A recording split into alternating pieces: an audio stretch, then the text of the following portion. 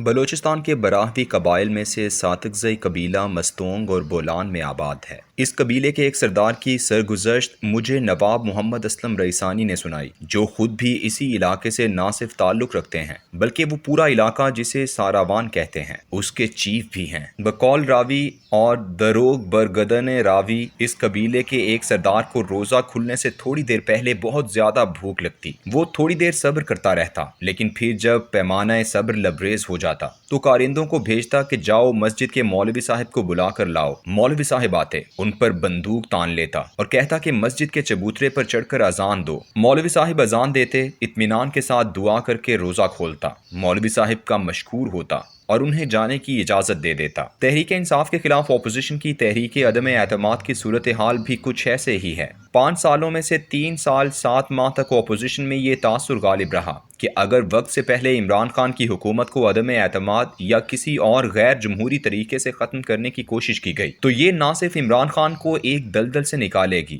بلکہ تحریک انصاف کے تن مردہ میں بھی جان ڈال دے گی۔ اس لیے وہ پارٹیاں جو تحریک عدم اعتماد کی تجویز بڑھ چڑھ کر پیش کرتی تھیں، انہیں بخوبی علم تھا کہ اس پر باقی لوگ راضی نہیں ہوں گے اور یوں انہیں سندھ میں اپنے اقتدار کو 5 سال تک دوام دینے کا موقع مل جائے گا۔ مولانا فضل الرحمان کی بے چینی اور اضطراب تو شروع دن سے بالکل ویسا ہی تھا جیسے کسی محلے کی مسجد کی انتظامیہ کسی ایک مسلک کے امام کو ہٹا کر دوسرے مسلک کے امام کو وہاں لگا دے۔ ایسی صورتحال میں وہ سب سے پہلے اپنے مسلک والوں کو پکارتا ہے، انہیں اکٹھا کر کے خوف دلاتا ہے کہ دیکھو یہ حملہ صرف میری ذات پر نہیں ہوا بلکہ اب مسلک کی تمام مساجد اور مدارس خطرے میں ہیں۔ مولانا کا لانگ مارچ اور اسلام آباد کا ناکام دھرنا اسی خوف کی بنیاد پر لائے ہوئے مسلکی ہجوم کا دھرنا تھا۔ نون لیگ کی قیادت تو اس تصور سے ہی خوف زدہ ہے کہ تحریک عدم اعتماد کامیاب ہونے کے بعد انہیں باقی ماندہ عرصے کے لیے چودھری پرویز الہی کی وزارت اعلیٰ کے تحت سیاست کرنا پڑے گی۔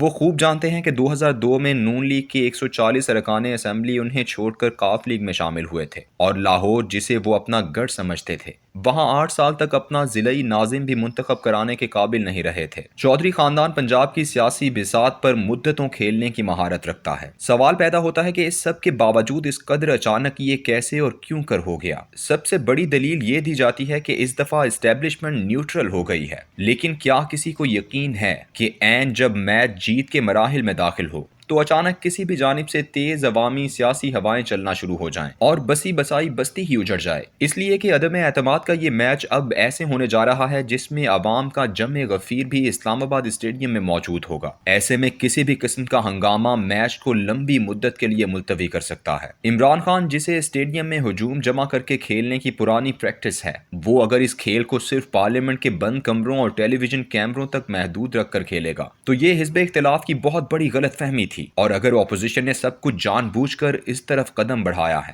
تو پھر اس کے پیچھے نہ صرف کوئی خوفناک مقصد موجود ہوگا بلکہ اس کے بعد کی صورتحال سے فائدہ اٹھانے والے افراد بھی ہوں گے۔ یہ کھیل شروع ہوئے ابھی 1 ہفتہ بھی نہیں ہوا اور عمران خان کے 3 جلسوں میں آنے والے ہجوم کی جذباتیت نے عوامی فضا کے رخ کا تعین کر دیا ہے۔ یہ جلسے اور ان کا ہجوم کسی طور پر بھی سرکاری مشینری سے اکٹھا کیا گیا ہجوم نہیں لگتا، اور نہ ہی ضلعی انتظامیہ کی طرف سے کوئی ایسی شہادت موجود ہے کہ بسیں پکڑنے سے لے کر اسکول کے استادوں کو حاضر کیا گیا ہو اور پٹواریوں کی افراد کو لانے کی ڈیوٹیاں لگائی گئی ہوں۔ میں اپنے سرکاری تجربے کی بنیاد پر یہ کہہ سکتا ہوں کہ عمران خان کے تینوں جلسے سرکاری مشینری کے جلسے نہیں تھے۔ تحریک عدم اعتماد لانے والوں کو بھی اندازہ ہو چکا ہے اور وہ صورتحال کی تبدیلی کا بخوبی ادراک رکھتے ہیں۔ یہی وجہ ہے کہ مولانا فضل الرحمان نے عمران خان سے کہا ہے، آپ 172 ارکان اسمبلی اکٹھا کریں، عوام نہیں۔ اگر انہیں ذرا بھی اس بات کا اندازہ ہوتا کہ عمران خان ہجوم اکٹھا نہیں کر سکتا تو وہ للکار کر کہتے، لاؤ ہجوم، تاکہ آٹے دال کا بھاؤ پتہ چل جائے اور تمہیں معلوم ہو کہ عوام تم سے کتنی نفرت کرتی ہے۔ لیکن صرف 3 جلسوں نے آنے والے دنوں کی کشیدگی کا نقشہ کھینچ کر رکھ دیا ہے۔ اثر میں روزہ کھولنے کی تشبیہ ایک اور حوالے سے بھی منطبق ہوتی ہے، اور اس عدم اعتماد کی کامیابی کے بعد کی صورتحال کا بھی کوئی اندازہ نہیں کیا گیا اور نہ ہی اپوزیشن نے اپنے اہداف کو واضح کیا ہے۔ کوئی نہیں بتاتا کہ عمران خان کے جانے کے بعد کیا ہوگا۔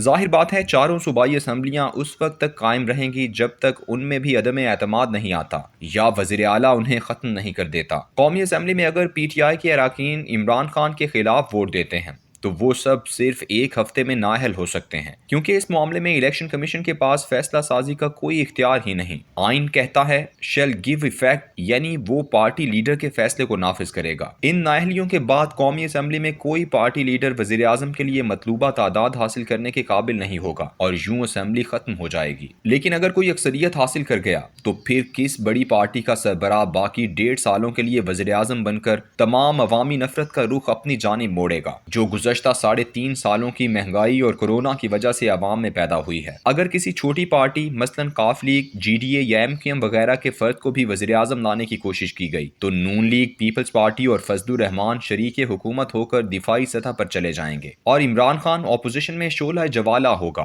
یہ ہے وہ صورتحال جس میں عمران خان جو بھی نعرہ بلند کرے گا وہ اسے صرف اور صرف مقبولیت کی طرف ہی لے جائے گا۔ ایوب خان کے خلاف ذوالفقار علی بھٹو کی تحریک کا جائزہ لیں تو صرف ایک دن پہلے تک تمام اپوزیشن پارٹیاں بھٹو کو ایوب خان کا ٹوڈی اور بغل بچہ کہتی تھیں، جو کنونشن لیگ کا سیکرٹری جنرل بھی تھا اور مادر ملت کو ہرانے والوں میں پیش تھا۔ اپوزیشن بھی اس قدر مضبوط اور تجربہ کار تھی جس نے ایوب کے مارشل لاء کے خلاف 7 سال جدوجہد کی تھی۔ کیسے کیسے قداور لوگ اس میں شامل تھے: نوابزادہ نصر اللہ خان، خان عبد الولی خان، ممتاز دولتانہ، شیخ مجیب الرحمان، خان عبد القیوم خان، سید ابو لالا مودودی، مفتی محمود، نواب بگٹی، غرض ایک گلدستہ تھا جنہوں نے مادر ملت کا ساتھ دیا تھا، اور ذوالفقار علی بھٹو تو عوامی نفرت والی سائٹ پر تھا۔ اپوزیشن مہنگائی، بے روزگاری اور جمہوریت کا رونا رو رہی تھی، لیکن جیسے ہی ذوالفقار علی بھٹو کو وزارت سے نکالا گیا اس نے قوم کو صرف ایک ہی نعرے پر اکٹھا کر لیا کہ ایوب خان نے تاشقند میں 1965 کی جیتی ہوئی جنگ ہار دی ہے۔